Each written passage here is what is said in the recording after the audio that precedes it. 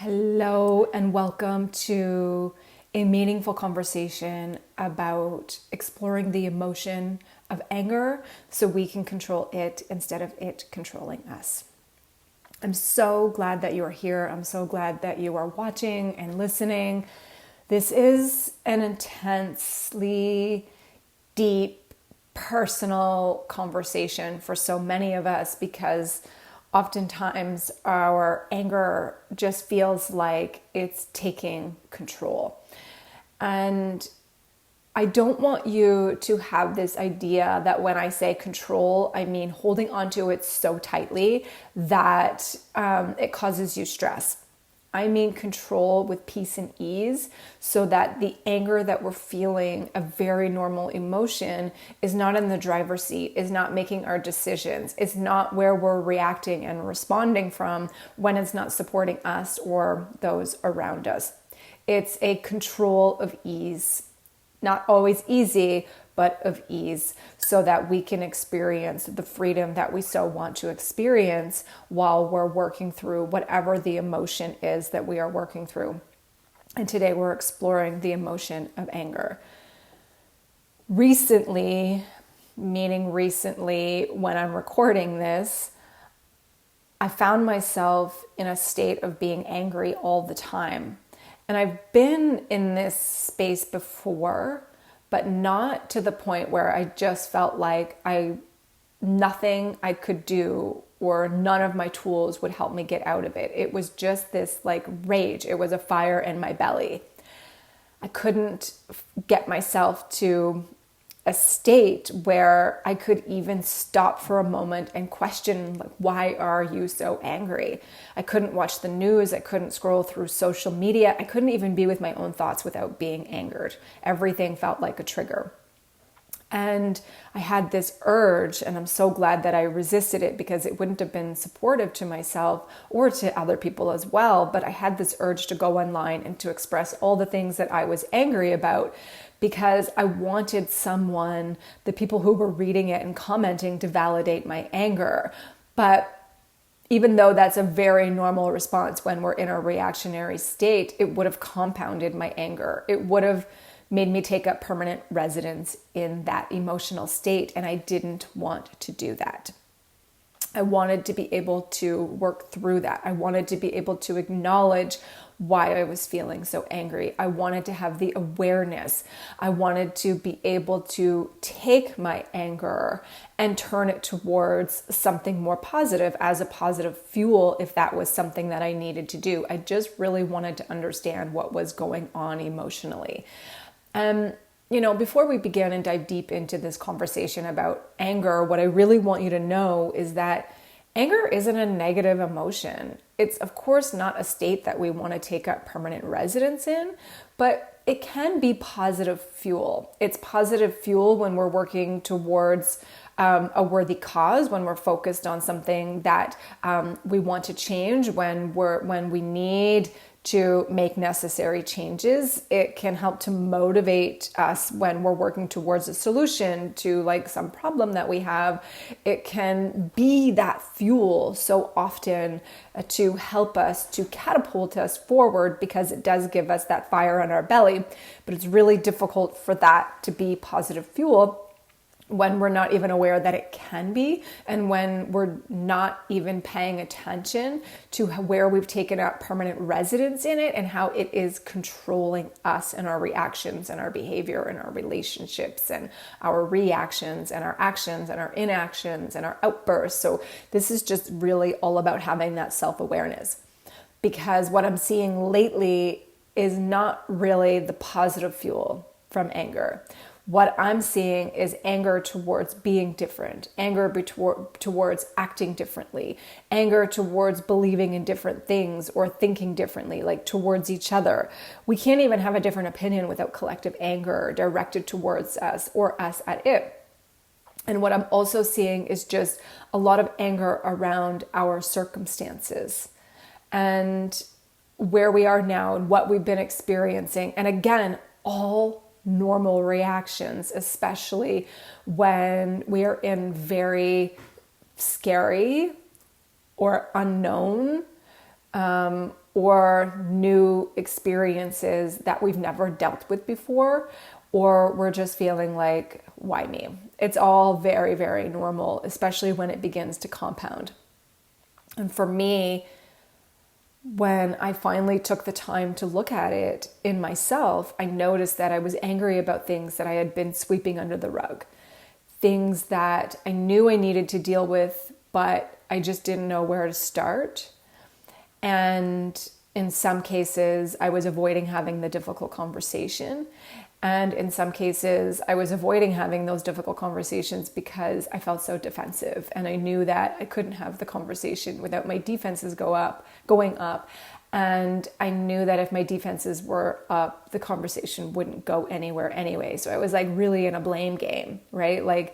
So it was making it very difficult to have those meaningful conversations, those necessary conversations that sometimes we just need to have. So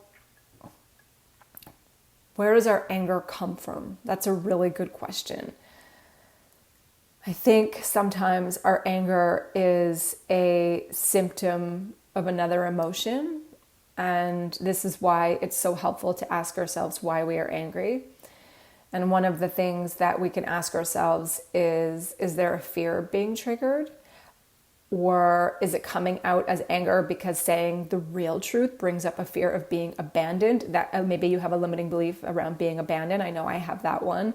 And when I'm afraid that the thing that I'm most afraid of is going to happen, and when I'm not looking at it, and when I'm not paying attention to it, and when I'm not healing it, it often comes out as anger. It starts out as irritability, and then it just compounds and it turns into anger.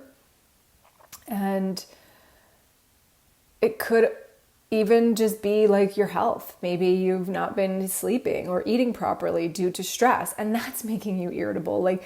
These are all questions that we get to ask ourselves when we're in any emotion, any emotional state that we don't want to be in. So what else? Anger can come up because we think we have to pick just one side, or when we believe that we're only supposed to have one point of view or one belief, and then we end up fighting vehemently for that one thing, right? We want to be right so bad. And in that fight, we forget that there's this middle ground where we get to look at both sides, where we can look at both sides, where we can still be respectful, still stay connected, even when we disagree. But all of this means allowing ourselves to change our minds as well. So what we want to do here is begin by reflecting on what is beneath the emotion, whether that be in your journal or talking to someone you trust that can help you unpack what is at the root, like what we're doing here. Simply begin to look at what is beneath the emotion. Why, at this time, why do you feel like you're so angry? What is underneath the anger? What is triggering the anger? What is happening? And really start to reflect on that and write it all down so you can see if there's a through line, something that's really going on. Or is it all just being triggered by these little moments that are like triggering that irritability, triggering that emotional response? So I've been thinking about this in my own life, and I started to feel like anger had become my default reaction because I wasn't taking the time to reflect on why I was angry and what, if anything, was underneath the anger, or if it was actually something I needed to be pissed off about at all. And the truth is, when I started to look at it, what I saw and what I recognized was that I was finding lots of things to be pissed off about. I was looking for it. I was going online and I was like looking specifically for those things to validate it. And the algorithm loves that. So the more I looked for it, the more I watched, the more I got that validation, I was being shown more things to be pissed off about that was fueling my anger even more because it was all I was looking at to validate my feelings. So I had to really take a break. This is like a practice that I had to do, but I had to really take a break from social media because the algorithm just kept feeding me more stuff, and that just kept feeding and fueling my anger. I had to stop looking at a lot of those things as well because it felt like such an attack to my nervous system. And one of the things that I realized and asked myself was, do you know how many things we can be mad about? You can be mad about a lot of things. And I know this because I was searching for them, and then I was being given it more because of the algorithm. And trust me, you don't even have to look that hard. One of the things that I know is we're not designed to be able to take in all of this information all the time. All the time. Like, we're taking it in from everywhere, from the news, from social media, from the radio, like podcasts. We are so connected, which is an amazing thing, but are we connecting to the correct things for us that support our mental and emotional health? And this isn't to say that we stop caring. That's definitely not the solution. I care about a lot of things that are happening in the world, and I feel so much empathy for a lot of things that are happening in the world. But what I'm really in the practice of doing is not walking around in rage over every single thing, because my body, your body, cannot hold on to all that pain, all that rage, all that despair, and all that emotional distress. Our nervous systems weren't designed to take in constant, never-ending stressors. We are not designed to stay in a constant state of fight or flight. And honestly, even if you wanted to save everyone, you couldn't. Your bodies wouldn't be able to take the burden of that stress, and you would become sick. And it starts with that mental burden, and that carries over into an emotional burden, and then eventually you begin to feel it physically. And then what happens is you will simply burn out. You will feel so overwhelmed. And what I want you to know, and really take this in, if you're feeling overwhelmed right now, please remember the burden of the world, or any burden, isn't yours to carry alone, because you cannot hold on to everyone's pain and suffering. You can feel empathy. I hope none of us ever lose that, but we cannot hold it as our own. We cannot be that savior, that hero for every single problem in the world. It's just too much. It's too much. And something I see a lot of as well, especially in the past few years, more so than ever, is this constant fight to be right. And in this constant fight to be right, what we're not doing is talking about the things we are passionate about, which is a way we can use our anger for good. Instead, so many are taking all that rage and working vehemently to prove the other person wrong, but never actually saying what they believe in, what they're passionate about, what they are going to do to, be a part of the solution. They're just adding to the problem, adding fuel to an already burning fire. And what we have to realize is that we can prove anything to be wrong. If we work hard enough, we can prove anything to be wrong or right. We just have to click on enough posts of the same thing, and the algorithm will send us more things to validate it, to validate us, and it gets shared without any context, and we don't even think about why we care so deeply or even how we plan on being a part of the solution. We just get angry and try to prove that we are right and the other person is wrong. Whew, take a deep breath, because it's a lot. It could feel heavy. And we want to release some of that heaviness by understanding that there is another way. I'm not saying you're never going to get angry again. Of course you're going to get angry again. You're going to feel all emotions. But what we get to do is we get to question it now. I've been questioning everything lately, because if I only spend my time looking at one side, which is what I was doing, that's all I'm ever going to see. So what I'm in the practice of doing is looking deeper than the first click that makes me quote unquote right, or the other person quote unquote wrong. I look deeper. I look into who is making the comment, who is writing the post, who is creating the video.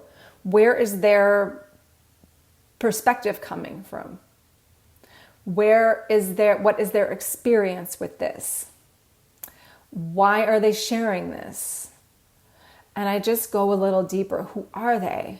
Because what I've noticed is that we are their audience, and they bet on getting the alarm bells of our nervous system to go off. It's like PR number one, right? PR number one, create an emotional response in the person so that they react to it to make you more popular. And it's up to us to take enough of a pause to be able to discern if our anger is about something that actually matters to us and whether or not it has any foundation to it. That's up to us, not the other person. And you can go online and try to work really hard to prove that they're wrong, or you could do either or if you want, but I bet you'll have more emotional freedom if you simply question whether or not it has any foundation to it. And if it has no foundation to it, if you're like, this actually doesn't matter to me in the grand scheme of things, then there's no point of adding fuel to their fire or to yours.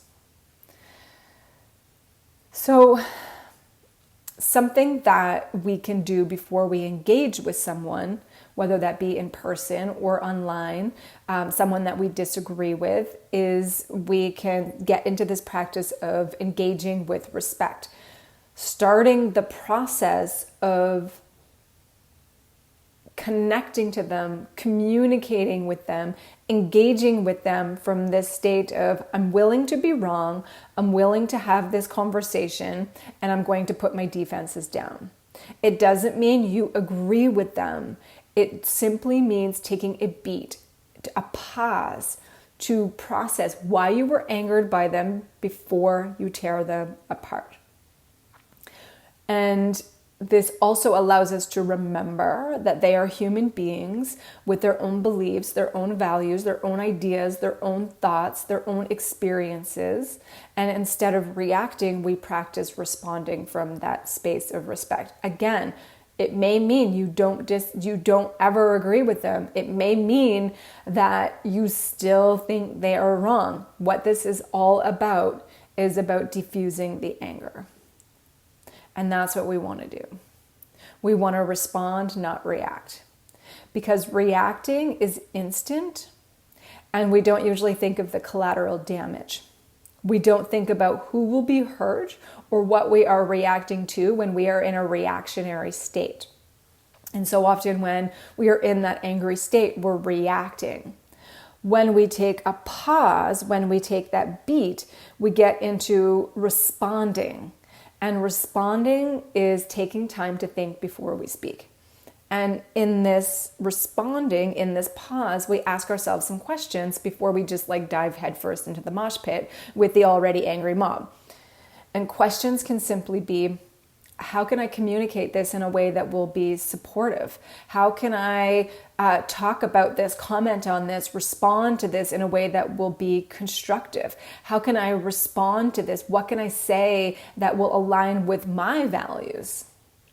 Not because I want to be right, but because I want to have a meaningful conversation.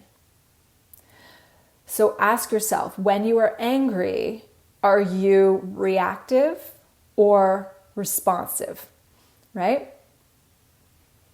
Reacting is in the moment. We don't think about who will be hurt or what collateral damage will be. Your emotions are in the driver's seat. Responding, taking the time before you speak, right? Taking a beat before you dive head first and simply asking yourself, is this the best decision? Is this the best response? Is this the best thing that I can say that will be supportive to this current situation? I know this isn't always easy, and it's not always going to be easy. That's why I keep using the word practice. This is a practice. And you can begin this practice by paying attention to your body. Because I think we all know anger pretty well. We can feel it in our bodies before we even react. And there is nothing wrong with getting angry. You're a human being, you're going to get angry. But do you want to act on it? Do you want to react from it? Do you want it making your decisions? Do you want it to be in your relationships? So that pause before responding is where you can explore why you believe what you believe, and even why the other person believes what they believe, right? So you're not going to spend your time trying to prove them wrong, because they're going to gather just as much proof to show you that you are wrong, okay? So you begin by just connecting, paying attention to your body, paying attention to how you're feeling, paying attention to that bubbling up feeling that you're going to get. Pay attention to whether or not your body is getting into the state where you're about to pounce. And then take a few deep breaths. Calm yourself just enough so you can take some pause. And in that pause, you're looking to understand. You're looking to gather information. You're looking to gather wisdom and knowledge. You're looking to have your beliefs either challenged or strengthened. And this allows you to stay open. Staying open to being wrong. Staying open to having meaningful conversations, even if you still disagree at the end. Staying open to discerning if it is in agreement with your own inner guidance system, with your own morals or values or beliefs, not just because it's been that way forever or you've always thought that way, but because it deeply and truly feels like the correct thing for you. Maybe not forever, but for right now. And I know that urge to want to be right about everything. I have that inside me as well. Most of us do. But you are going to be wrong about things. Other people are going to be wrong about things. And we're never going to accept that or even acknowledge that if our defenses are constantly up. We need to give each other space to be wrong. And we need to give each other space to be right, based on what is right for us, not what's right for the other person. We need to be able to give each other space to change our minds or not change our minds. This isn't about choosing one side over the other. It is about allowing yourself to stay open to change, to growing, to learning, and to evolving.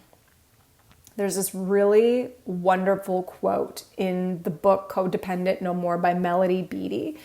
And the quote is, "When we attempt to control people and things we have no business controlling, we are controlled." And that's what happens. And that's why we end up taking up permanent residence in this anger that just turns to rage. And it just feels so dark and we don't even know what we're angry about anymore. And that unrelenting anger causes so much stress. And stress is what's happening on the inside. On the inside, internally. Mental stress, the emotional stress, the physical stress. Stressors are what's happening on the outside. And we have stressors that come from everything that is happening to us or around us externally. And those external things are what you are responding or reacting to that's making you feel angry or any other emotional response. The internal stress builds when we carry the burden of the external stressors because we try to control those external stressors. Most things that we have no control over, and that lack of control makes us feel so overwhelmed. And once the overwhelm takes over, often the anger follows. So we need to stay focused on what we do have control over. And what we do have control over is what we say, our actions, our behaviors, our opinions, our beliefs, who we spend time with, what we spend our time focusing on, what we say no to, what we say yes to, the boundaries that we create for our own well-being, our reactions, our responses, our decisions. We have control over those things. What we don't have control over, which are the things that make us feel controlled, are what other people are saying, the actions of other people, the behaviors of other people's opinions, other people's beliefs. Their actions, their responses, their decisions. We don't have control over that.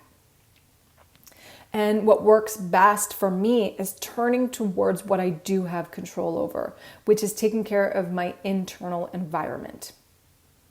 Taking care of how I'm allowing those stressors to affect me. What do I need to do to create this boundary around me so that it doesn't take me into these dark places?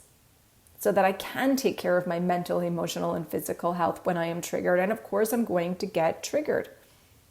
And I do this with practices that help me to feel my very normal feelings without taking up permanent residence in it. And when I'm taking up permanent residence in it, that's when it's controlling me. I actually have no control.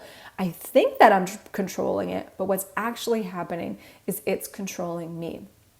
And it's in these practices that help to turn down the alarm bells when my entire body wants to go into fight mode. And we're going to go into some inner work here in a moment. But if you want some nervous system practices, ways to pay attention to those external stressors and how they're affecting your internal environment, your stress levels, you can find all the practices in my 3-hour digital emotional management workshop. That's all I'm going to say about it. It's a workshop that is like a 3-hour reminder that the burden isn't, nor has it ever been, yours to carry alone. To remind you of your humanness, to remind you that your feelings are valid and normal, and you have so many of them, but they don't have to control you. And you can access that in the link below. So let's get into a practice. Why am I so angry? Why are you so angry? Just at the top of a page, if you have a notebook right now, if you have a journal, a piece of paper, and if you don't, then that's fine. You can come back to this later, or you could just mentally think of it. Just at the top, just write, why am I so angry? So if you're in that angry state right now, which if you're listening to this, then you are, just begin by exploring why. We're not trying to solve the problem. We're not trying to heal anything. We're not trying to throw solutions at anything. This is simply just to help you see if there's anything unresolved underneath the anger that needs healing or additional support. So why am I so angry? Begin to free write everything that comes up. No filter, no judgment. Just free write until you can't write anymore. Even if you're like, well, I'm feeling this now, but I'm probably not going to feel this way tomorrow. Write it down. Write it all down, even if you're like, but I shouldn't be angry about this, but you are. So write it down and explore why. Why is it making you so angry? Why? Why am I so angry? So what do we do when the external stressor turns to stress? That's really the next step. What do you actually have control over? Because you cannot control your external circumstances, but you can control your reaction, your response, your behavior, your next decision, and your next action. So I'm going to start with something small, and I'm going to really exaggerate it to make the point. But I'm doing this because I think this is an example that most of us can relate to that will really help to drive this practice home. So let's imagine that you're in your car and you're driving somewhere and someone cuts you off and it scares you and you get angry. It's no big deal. You're allowed to get angry in that moment because it's scary to get cut off because it creates this intense emotional response. Your initial reaction was totally normal. Your nervous system reacted as it's designed to do because in that state you felt like you were in danger, right? So now imagine that after that first initial moment of fear, you experience the emotional response, you feel angry, and all the emotions, including the physical response, start to bubble up. Your body is shaky, your hands are clammy, your heart is racing, maybe you feel hot. There's no time to think. You instantly react and you aggressively honk your horn. You speed up, driving faster to catch up so that you can give them the finger and just maybe a few of your favorite curse words that they don't hear, but you just need to get it out. It's like your whole body is just reacting, right? And now you're raging. Now you're really raging. How dare they? Now what I want you to imagine is that you can't let it go. You can't let it go. It's not like you curse them, you put your finger up, you honked your horn, and now you're like, okay, I'm safe, and you let it go and you just forget about it. You are raging. And you start to think of all the things that could have happened had you not reacted in time. And you have now entered into the zone of what if. And when we're in that zone of what if, fear gets ignited. It didn't happen, but it's like adding fuel to an already raging fire because your body doesn't know it hasn't happened. Your body doesn't know. It's just reacting to the thoughts that you were thinking, the emotions that you are feeling. You are experiencing the stress response of anger from the initial stressor of getting cut off, and now also the stressors of all those what ifs that have not even occurred. And your body doesn't know that it hasn't occurred. Your body only knows that you are in fight mode. Something is wrong and it is doing what it needs to do to keep you safe. It's pumping adrenaline through you, giving you the energy that you need to either fight, flight, or freeze. So that stressor ended. It's gone. The car is long gone, but the stress continues. And the anger builds, and 42 kilometers later, it's really gained momentum. Okay? So let your imagination go even further and think about what your day would be like if that anger doesn't leave you. It follows you all day, and you begin to react, act, respond, or behave, or even speak to people around you from the emotional state of anger. Okay? You've got all that. I'm sure you're already feeling it. Here's the question. This is what I want you to think about. Would the reaction, action, response, behavior, or decision serve or support you or the people around you? Okay? Would the reaction, action, response, behavior, or decision serve or support you or the people around you? This is really important because your emotions are an amazing compass. But what they can also be is a compass that gets us into deep water when we don't have a handle on them, when they are controlling us instead of us them, when we are in a reactionary state, not a responsive state. And of course, we're not always going to be in the driver's seat of our emotions. So I don't want you to think that you have to do this perfectly and then go down this like rabbit hole of self-judgment and the shame spiral if you lose your cool and act out, having to say, oh my God, I'm so sorry for what I said when I was angry. I've been there. I was probably there last week. I'll probably be there next week. This isn't about doing it perfectly. It is a practice. A practice. Remember, you are a human being. It's a practice.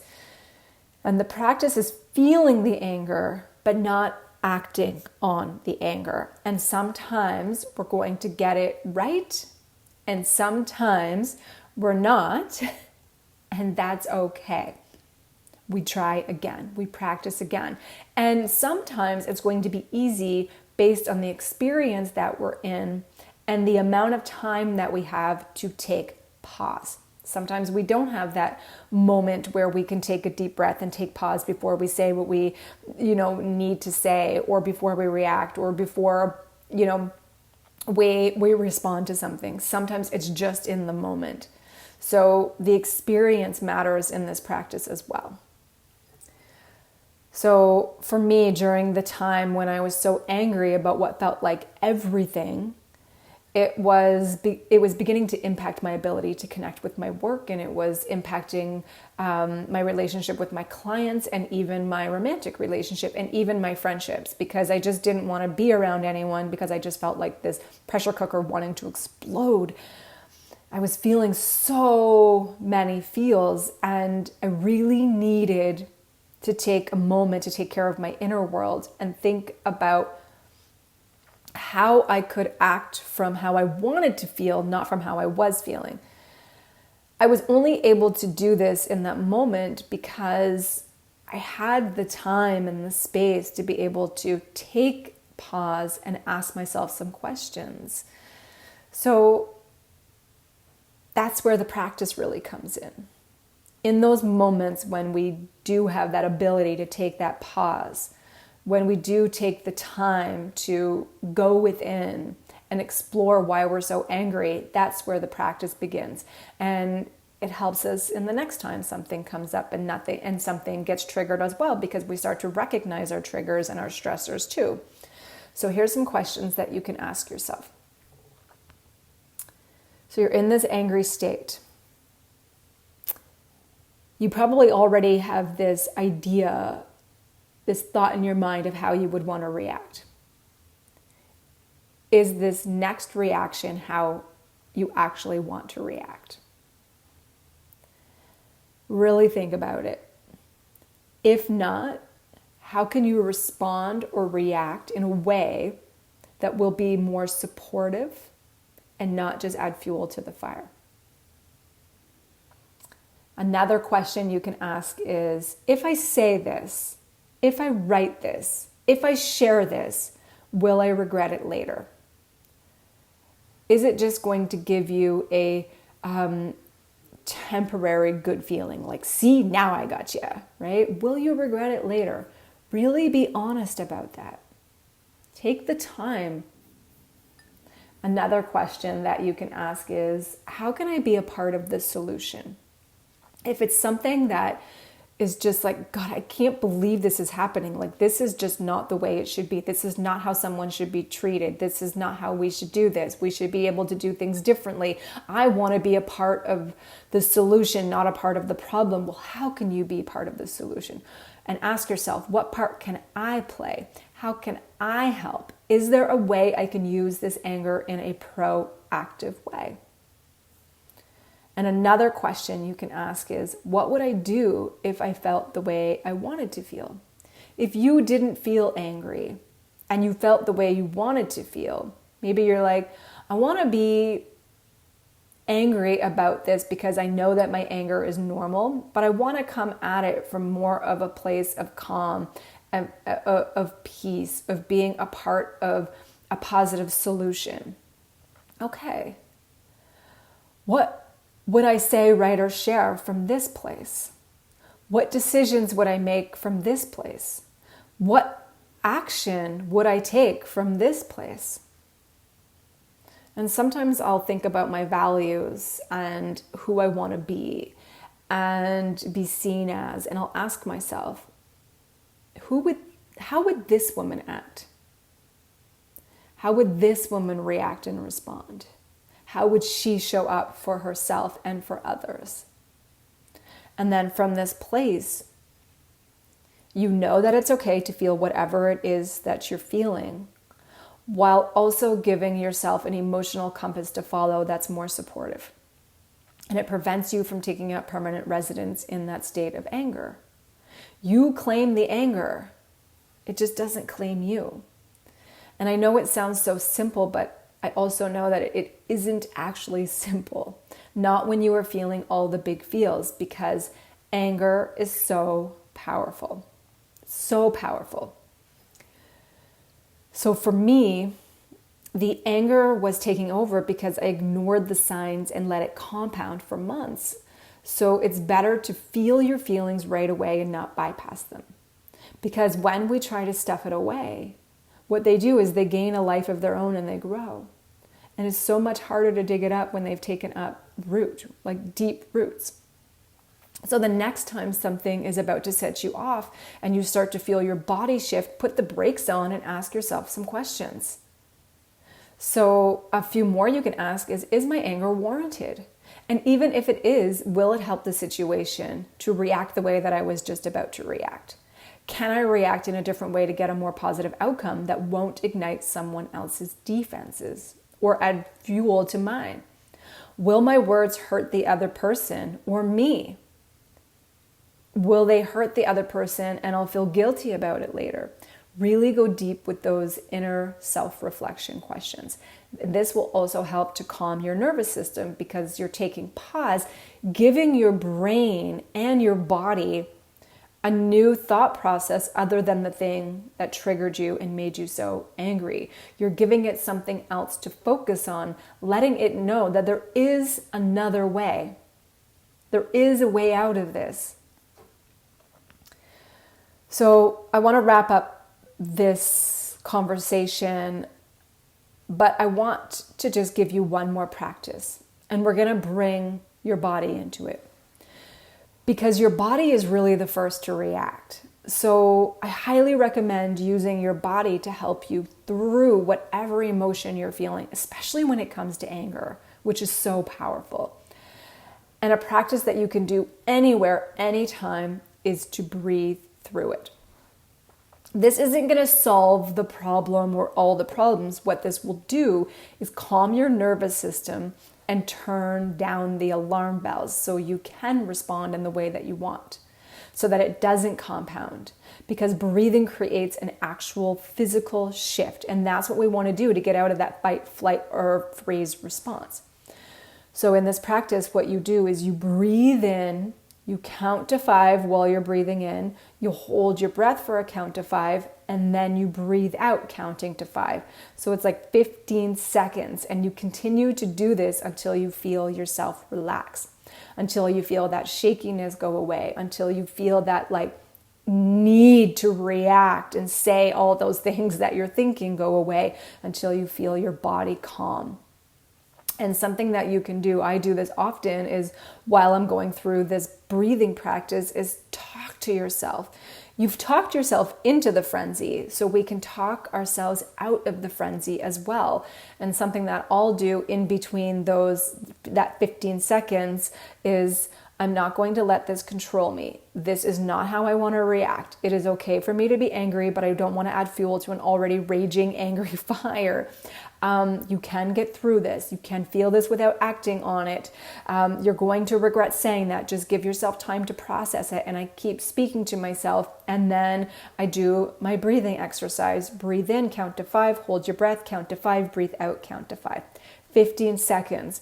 It might take 15 seconds, might take 30. I don't know. It might take a whole minute of you doing this. Just continue this process. And I really wanted to talk about anger in this way today because I think it's so important to have tools to help us cope with this strong emotion in a supportive way, instead of allowing it to turn into rage where we've now taken up permanent residence in it. You can stand up for what you value and defend yourself and others without matching the hate and rage of others. Let the anger show you what matters to you. Let the anger show you what you value most. Let the anger remind you of who you want to be, who you are, and what you stand for. So I hope you found this supportive today. I hope this just allowed you to just look at anger, look at this emotion from a non-judgmental way. In a way where you're like, it's just another emotion in 100 other emotions that I have. And it's very normal for me to feel this way.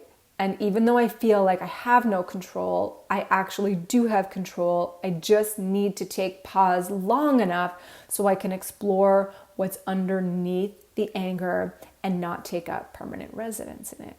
So if you want to take this any deeper, you have any questions, by all means, you can reach out to me absolutely anytime.